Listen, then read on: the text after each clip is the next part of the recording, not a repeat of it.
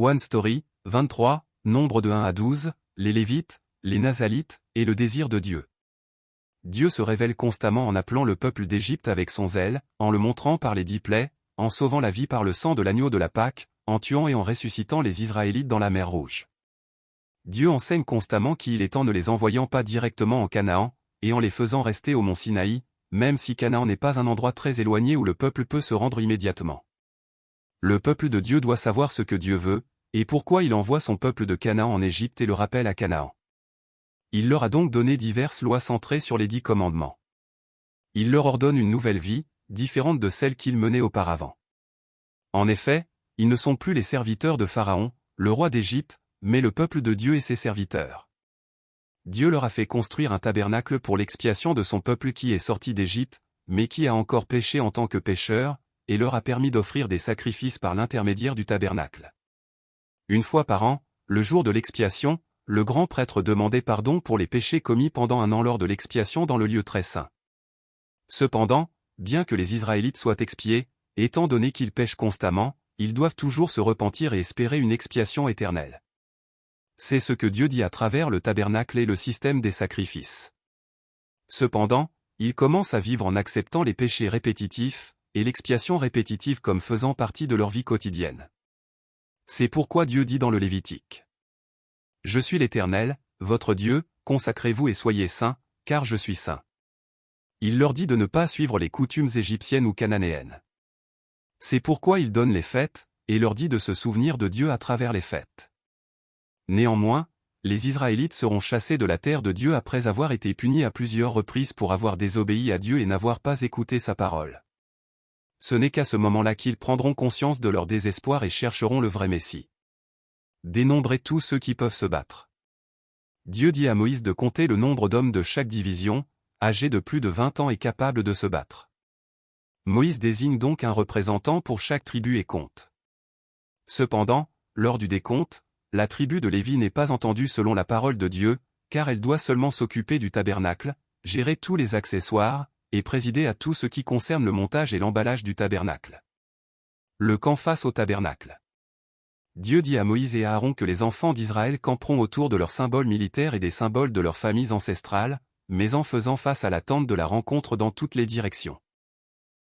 Les tribus de Juda, Issachar et Zabulon campent à l'est, les tribus de Ruben, Siméon et Gad au sud, les tribus d'Éphraïm, Manassé et Benjamin à l'ouest, et les tribus de Dan, Asher et Nephtali au nord. C'est également dans cet ordre qu'ils marchèrent. La tribu de Lévi ne resta pas avec les autres tribus, mais resta au centre de tous les camps, autour du tabernacle. Les Lévites sont à moi. Dieu a fait en sorte que la tribu de Lévi appartienne au prêtre Aaron, et à ses fils et qu'elle les aide dans leurs tâches. Il dit ensuite aux Lévites de compter tous les hommes âgés de plus d'un mois, et Moïse compte les Lévites selon la parole de Dieu.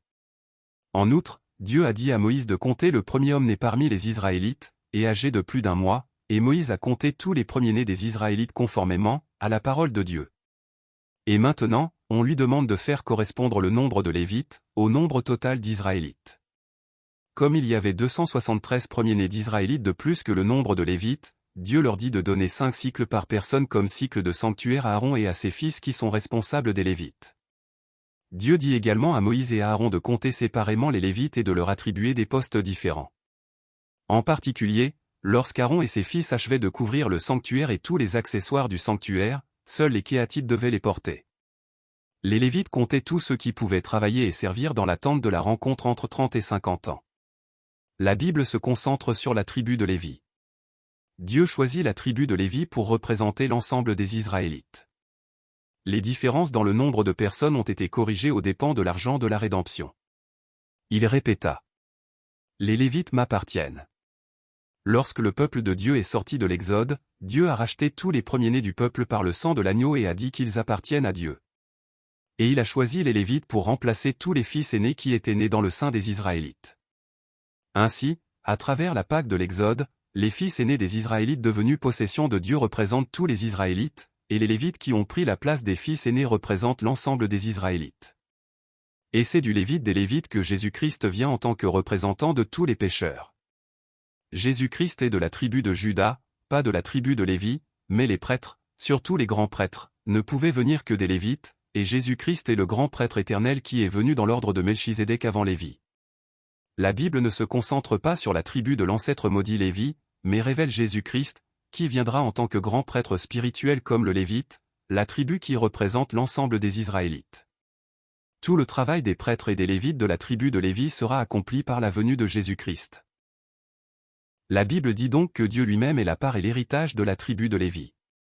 Lévi, le début de la tribu de Lévi et le troisième fils de Jacob, était un homme méchant, mais Dieu a montré son amour pour tout le peuple de Dieu en choisissant la progéniture de cet homme méchant. Je suis au milieu du camp. Dieu ordonne à Moïse de renvoyer hors du camp les hommes et les femmes atteints de lèpre et d'hémorroïdes, ainsi que ceux qui ont été souillés par des cadavres, et les Israélites font ce que Moïse leur dit. Ils ne peuvent pas souiller le camp parce que Dieu y habite. Si quelqu'un commet un péché et se rebelle contre Dieu, il doit confesser son péché et en payer le prix fort. Même si l'on soupçonne la femme de s'être égarée, le prêtre s'en occupera et si la femme s'est effectivement égarée, elle aura la cuisse décharnée, le ventre gonflé et sera frappée d'une malédiction par serment, mais si la femme ne s'est pas souillée, elle ne subira pas de préjudice et pourra avoir des enfants. Parce que Dieu est au milieu de lui, le peuple de Dieu doit vivre en servant Dieu comme son roi. Pour ceux qui sont unis à Jésus-Christ, la vie des saints, le temple où réside le Saint-Esprit ne doit pas être une vie qui va à l'encontre de Dieu à cause de leurs péchés, mais elle doit être une vie qui apporte la gloire à Dieu. Si nous essayons de nous distinguer et de donner notre vie au Seigneur, alors quelle est cette vie dont Dieu est au centre? La Bible décrit la caractéristique distinctive de la vie comme la vie du naziréen. Lorsqu'un homme ou une femme fait un vœu de naziréat et essaie de mettre à part son corps et de le donner à Dieu, il doit s'abstenir de vin et d'autres boissons fermentées et ne doit pas boire de vinaigre fait à partir de vin, d'autres boissons fermentées ou de jus de raisin, et il n'a pas le droit de manger de raisin ou de raisin sec, pas même les pépins ou la peau. Pendant la période du vœu et de la distinction, aucun rasoir ne devait toucher leur tête, leurs cheveux devaient être longs et ils ne devaient pas s'approcher d'un cadavre, même s'il s'agissait de leurs parents, de leurs frères ou de leurs sœurs. La marque de distinction du naziréen se trouve sur la tête. La tête du nazir était la même que celle du grand prêtre avec le turban et du prêtre avec l'huile d'onction. Par conséquent, dans l'état avec les cheveux longs, toutes les normes de vie doivent être Dieu et ils doivent vivre une vie qui se distingue du monde. C'est pourquoi les naziréens sont des gens distingués. La généalogie de ces naziréens passera par Samson, et Samuel, et aboutira à Jean le Baptiste et à Jésus-Christ. Le peuple de Dieu est un peuple distingué et doit vivre comme les naziréens. Le désir de Dieu.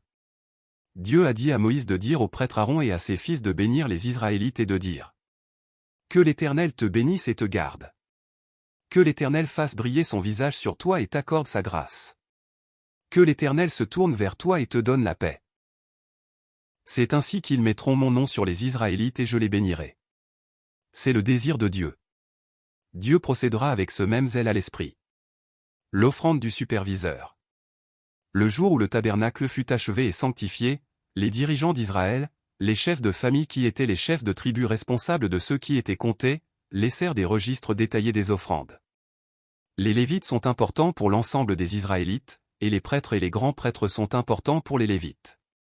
Plus vite les commandants et les superviseurs servent Dieu, plus vite tous ceux qui sont guidés suivront.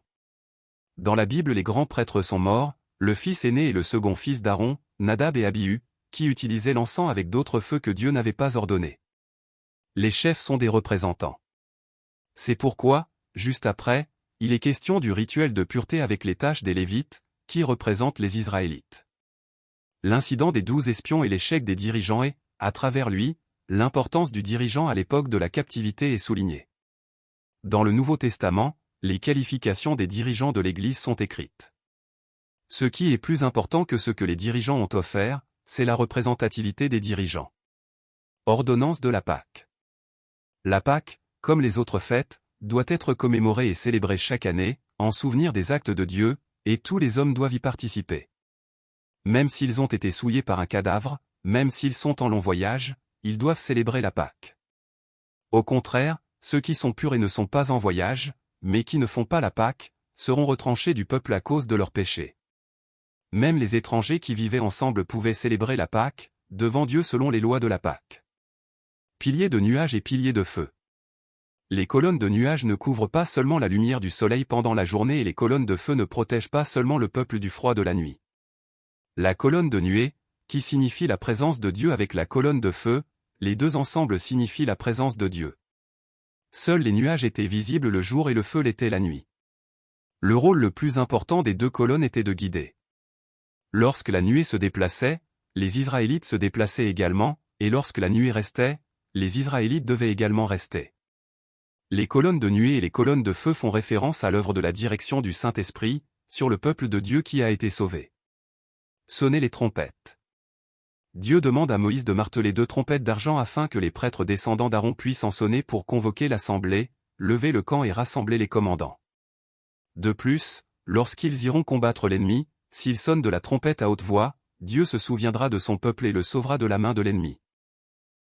De plus, s'ils sonnent de la trompette pendant qu'ils offrent un holocauste et un sacrifice de communion, lors des temps de réjouissance, des fêtes et de la nouvelle lune, Dieu dit qu'il se souviendra de son peuple.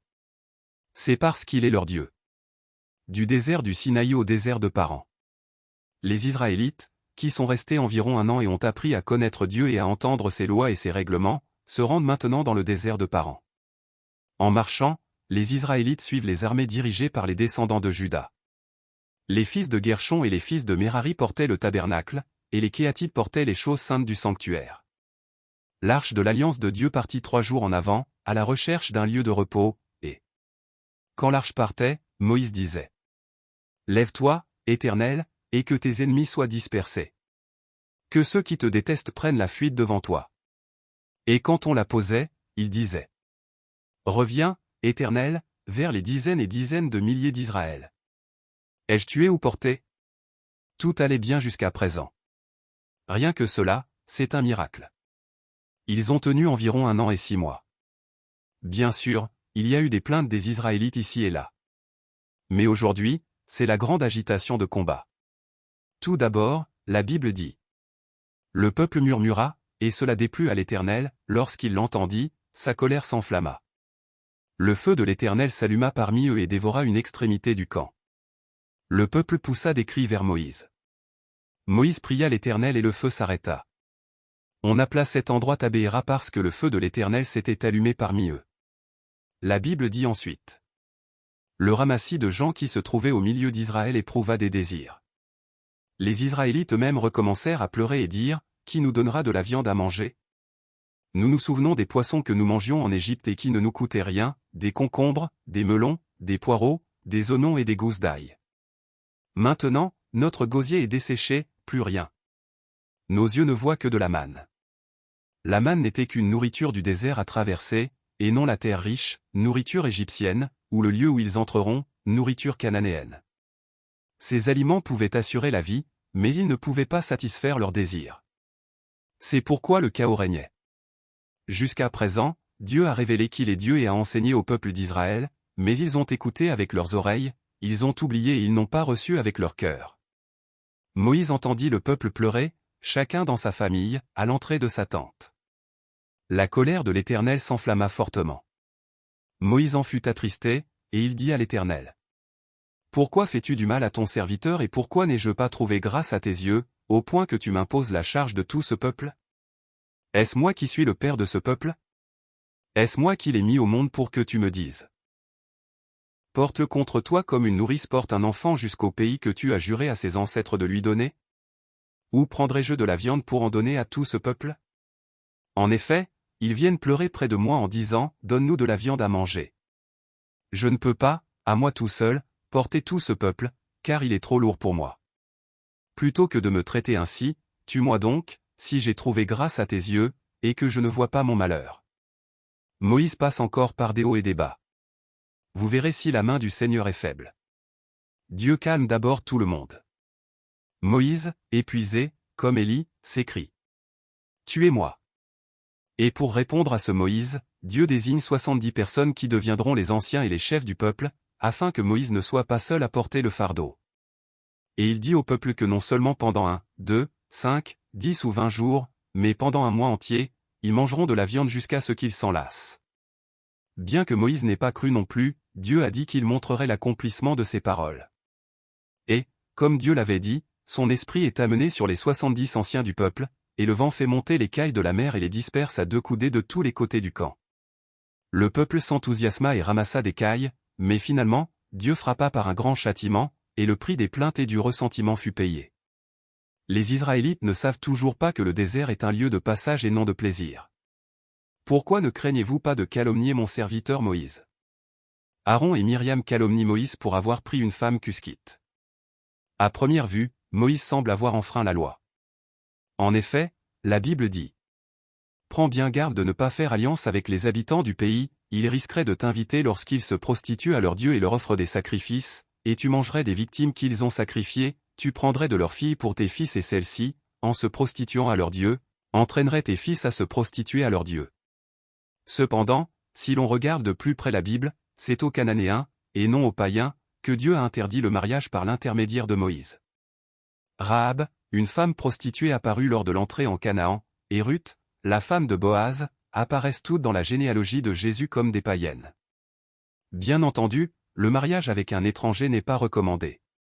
Le plus grand danger est que lorsque les païens entrent en Israël par le biais du mariage, ils viennent avec les dieux auxquels ils croient. C'est pourquoi Esdra et Néhémie ont adopté une attitude déterminée à l'égard du mariage avec les païens. Mais c'est Salomon qui en constitue l'apogée. En effet, Salomon a agi, en détruisant les mariages avec les païens. D'autre part, la première femme de Moïse, Zipporah, était également une païenne. Alors pourquoi Moïse a-t-il pris la femme coushite? Même si nous considérons qu'il s'agit d'une question de luxure, il n'est pas strictement contraire à la loi de prendre une femme coushite. Il ne s'agit pas de convoitise, mais, comme dans le cas de Tamar, la belle-fille de Juda, Dieu révèle l'évangile aux Juifs et aux païens par l'intermédiaire de Moïse, qui vit comme une préfiguration de Jésus-Christ. Jésus a également été critiqué par les chefs juifs pour avoir fréquenté des collecteurs d'impôts, des pécheurs et des femmes adultères. Mais le problème était qu'Aaron et Myriam, qui avaient calomnié Moïse pour cette raison, en voulaient à Moïse et, comme les Israélites qui en voulaient à Dieu, ils murmuraient contre Dieu en calomniant Moïse. Dieu appelle Moïse, Aaron et Myriam, prend le parti de Moïse et punit Myriam de la lèpre. Finalement, Dieu a rétabli Myriam grâce à la prière de Moïse. C'est comme la scène des 3 amis de Job qui sont acceptés grâce à la prière de Job.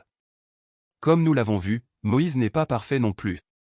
Cependant, Dieu a appelé Moïse et, à travers lui, il a parlé et accompli son œuvre. Les Israélites ne sont pas non plus parfaits, mais Dieu les a aimés et en a fait son peuple. Tel est le zèle de Dieu pour son peuple.